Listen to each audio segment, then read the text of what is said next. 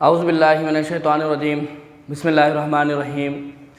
Dear students, अस्सलाम वालेकुम। आज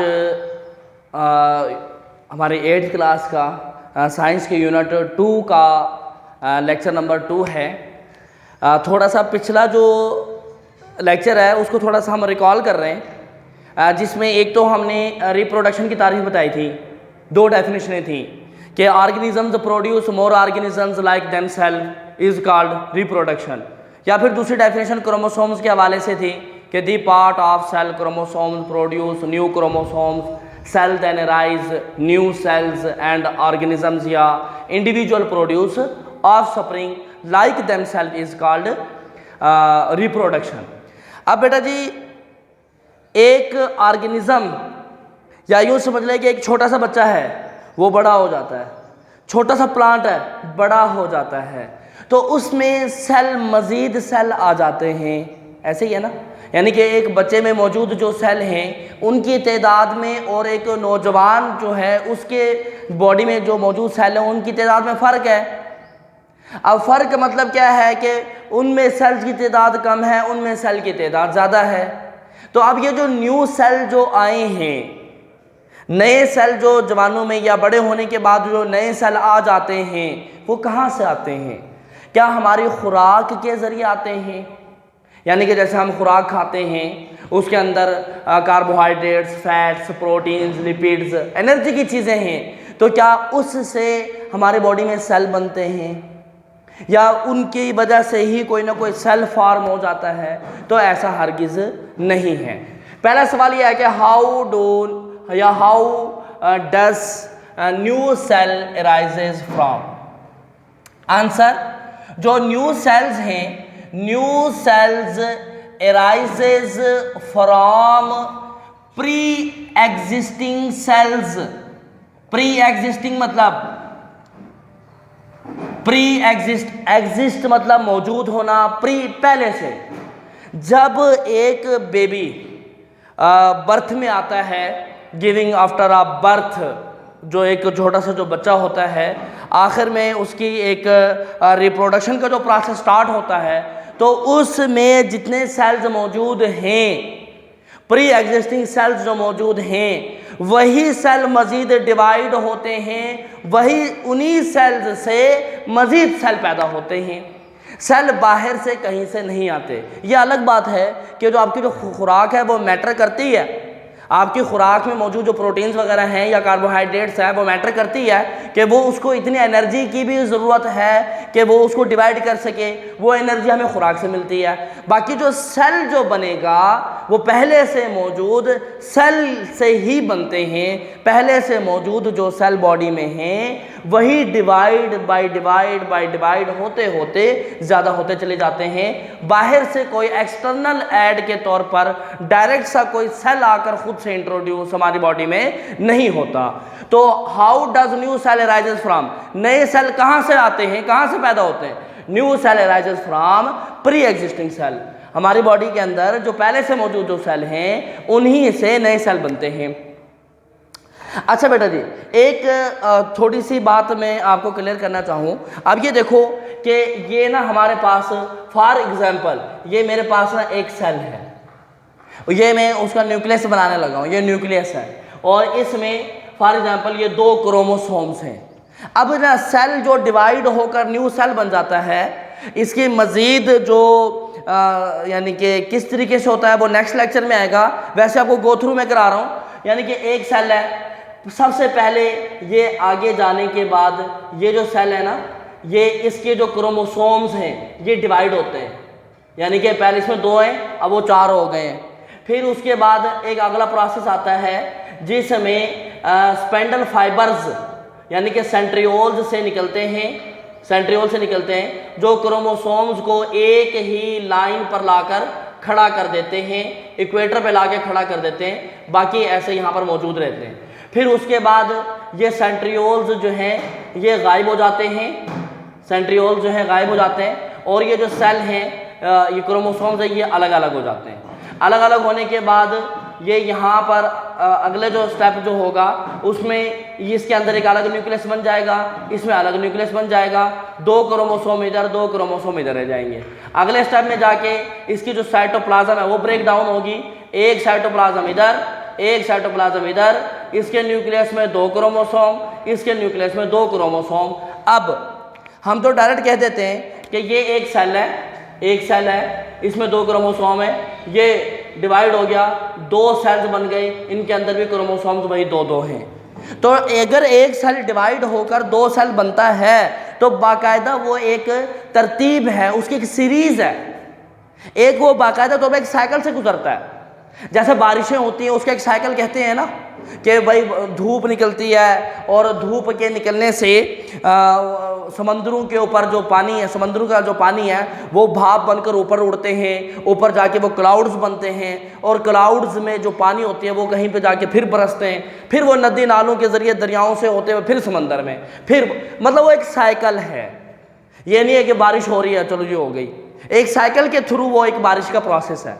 ऐसे ही सेल डिवाइड होकर जो 2 सेल बनते हैं ये भी बाकायदा एक सीरीज है, एक इवेंट्स की एक तरतीब है, एक वाक़यात रूनुमा होते हैं, एक तरतीबवार ये मुख्तलिफ वाक़यात हैं। मैं आपको वैसे ही बता दूं कि ये प्रोफेज है, यानी कि ये इसके अंदर मेटाफेज है, ये एनाफेज है, ये टेलोफेज है, और वैसे ही जो है ये इंटरफेज का प्रोसेस है और उसके बाद जो है ना माइटोटिक फेज का प्रोसेस है। 2 प्रोसेस इसमें चल रहे हैं। आगे मैं उसी को डिस्कस कर रहा हूँ। तो इसके बाद सेल डेफिनेशन हमने किया है cell cycle. What is cell cycle? Cell cycle किसे कहते हैं? Cell cycle is a series, वो जो सीरीज बनी है ऑफ इवेंट्स, वाकयात की, यानी कि पहले के अंदर एक वाकया रूनुमा हुआ कि क्रोमोसोम 2 क्रोमोसोम में डिवाइड हो गए, फिर अगला एक वाकया रूनुमा हुआ कि सेंट्रियोल्स निकले, उन्होंने क्रोमोसोम्स को एक इक्वेटर पे लाके खड़ा कर दिया, फिर वाकया रूनुमा हुआ एक सेंट्रियोल्स वापस चले गए और जो 2 क्रोमोसोम्स जो आपस में जुड़े हुए थे वो अलग हो गए, फिर एक वाकया रूनुमा हुआ कि उनके न्यूक्लियस अलग अलग बन गए, फिर एक वाकया रूनुमा हुआ और वो एक अलग अलग साइटोप्लाज्म को डिवाइड करके 2 सेल बन गए। तो वाकयात रूनुमा हो रहे हैं, यानी कि सेल साइकिल असल में क्या है? एक सीरीज चल रही है, किसकी? इवेंट्स की, वाकयात की एक सीरीज है। Cell cycle is a series of events, वाकयात की एक सीरीज है। फ्रॉम अ टाइम, एक ऐसे टाइम की कि a cell produce until its complete mitosis produce new cell, कि वो अपना पूरा एक प्रोसेस को कंप्लीट करता है। ये प्रोसेस ना माइटोसिस का प्रोसेस है, इसलिए यहाँ पर माइटोसिस का जिक्र किया। मियोसिस में 4 सेल बनते हैं, वो आगे हम बात करेंगे। तो एक सेल डिवाइड हो रहा है, एक वाकयात से गुजर रहा है, वाकयात के एक सीरीज से गुजर रहा है। कैसे वक्त की? कि वो अपना एक माइटोसिस के प्रोसेस को कंप्लीट करके एक न्यू सेल बना देता है, that is called cell cycle. यानी कि cell cycle is a series of events, वाकयात के कैसी तरतीब, from a time a cell produce until its complete mitosis को करने के बाद प्रोड्यूस न्यू सेल्स, एक न्यू सेल बनाता है। अब ये जो वाकयात की एक तरतीब है उसके फेजेस हैं, उसके फेजेस हैं। इसके ना 2 मेन फेज हैं, सेल साइकिल के 2 मेन फेज हैं, एक इंटरफेज, एक माइटोटिक फेज।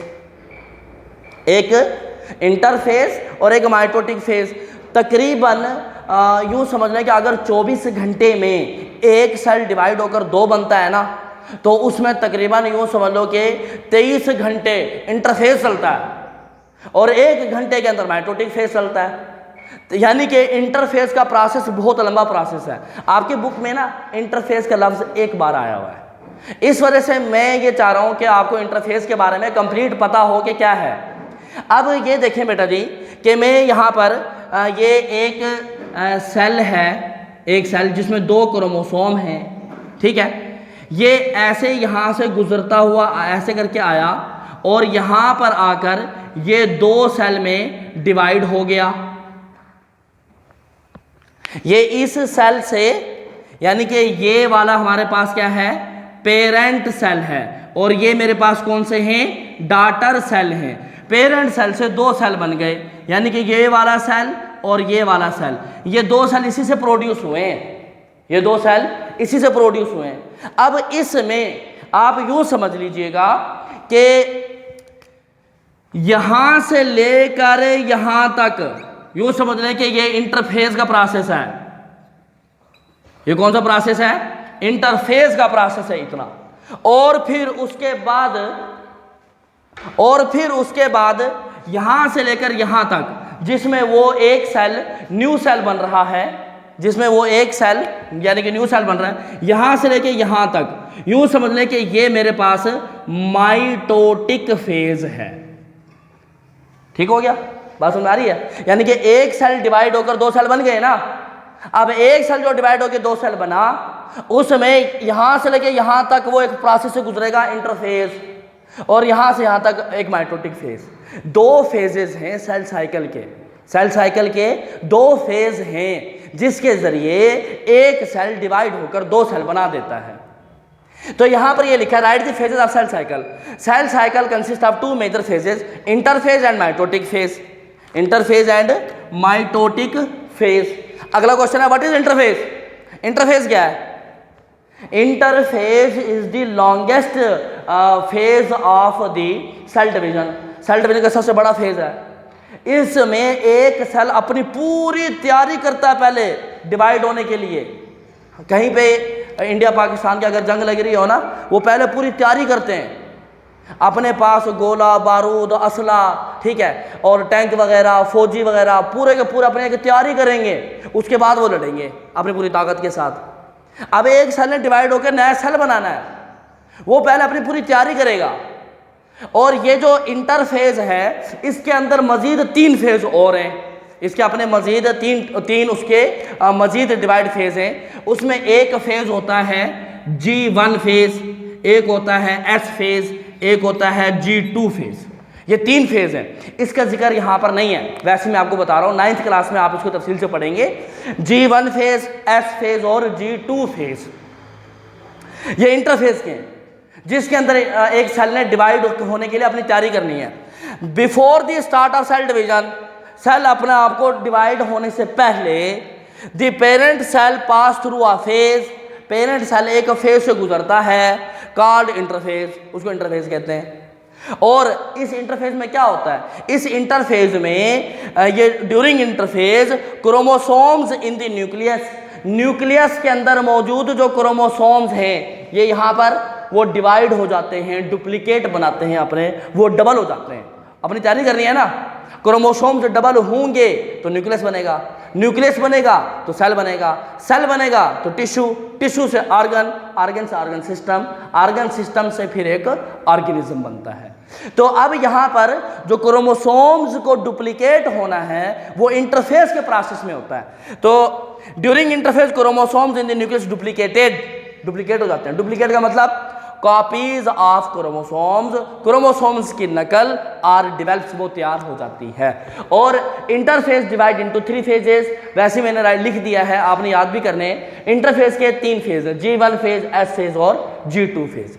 अगला क्वेश्चन है, आपने एक सवाल पढ़ा था कल सेल डिवीजन की, कि एक सेल डिवाइड होकर 2 बन जाते हैं, वो प्रोसेस सेल डिवीजन है। ये एक सेल डिवाइड होकर 2 बन गए, ये प्रोसेस, देखें यहां पे बात याद रखना, एक बात कर रहा हूं मैं सेल साइकिल की, एक मैं बात कर रहा हूं सेल डिवीजन की, दोनों में फर्क है। काम तो एक ही निकलेगा। Cell cycle series of events बाकायदा तौर पर पूरा डिस्कस करते हैं हम उसमें, ठीक है। अब जो फेजेस ऑफ सेल डिवीजन है, कि सेल डिवीजन यानी कि जो प्रोसेस है उसके 2 फेज हैं, एक है न्यूक्लियर डिवीजन, एक है साइटोकाइनेसिस। अच्छा, न्यूक्लियर डिवीजन का मतलब यह है कि न्यूक्लियस का बनना। न्यूक्लियर डिवीजन का मतलब क्या है कि अब नया जो क्रोमोसोम, जो नए क्रोमोसोम जो बने, नए क्रोमोसोम जो डेवलप हुए, तो उनको भी अलग न्यूक्लियस चाहिए, फिर जाके वो अलग सेल में जाएगा, फिर अलग सेल से फिर टिश्यू बनेंगे। तो जो प्रोसेस, जिस प्रोसेस में यानी कि न्यूक्लियर डिवाइड हो जाता है, अब ये देखें कि एक ये सेल है, यहाँ पे एक सेल है, इसमें ये न्यूक्लियस है, न्यूक्लियस के अंदर होते हैं ना क्रोमोसोम्स, ये न्यूक्लियस है, ये यहाँ पर न्यूक्लियस है, ठीक हो गया, डिवाइड हो गया इंटरफेस के प्रोसेस में। आगे ये सेंट्रियोल्स जो होते हैं ना, ये सेल के बाहर होते हैं सेंट्रियोल्स, ये स्पिंडल फाइबर्स निकालते हैं और न्यूक्लियस की न्यूक्लियर एनवेलप को ब्रेक डाउन कर देते हैं और जाकर वो क्रोमोसोम्स से जाकर मिलते हैं।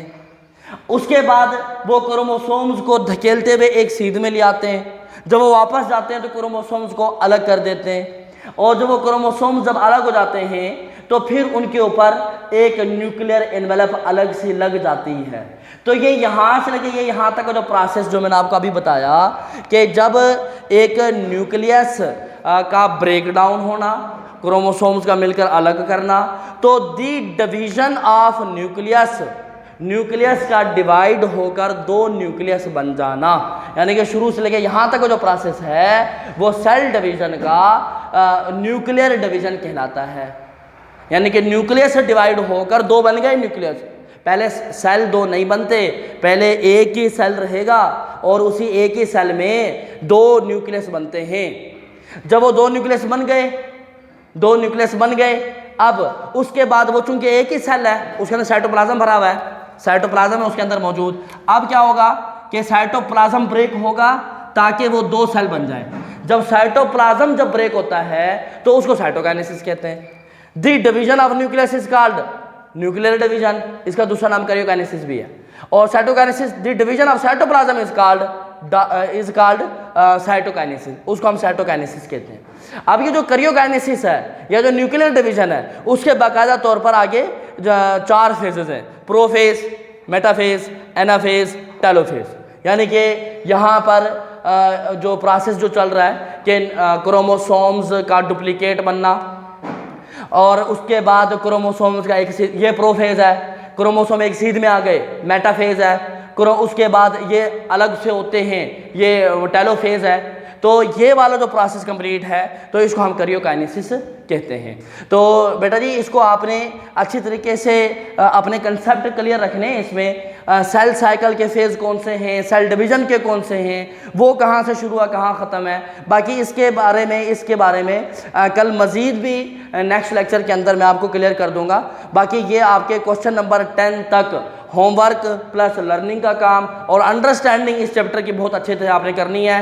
9th क्लास में आपको बहुत फ़ायदा होगा इंशाल्लाह। Wish you best of luck. Thank you बेटा।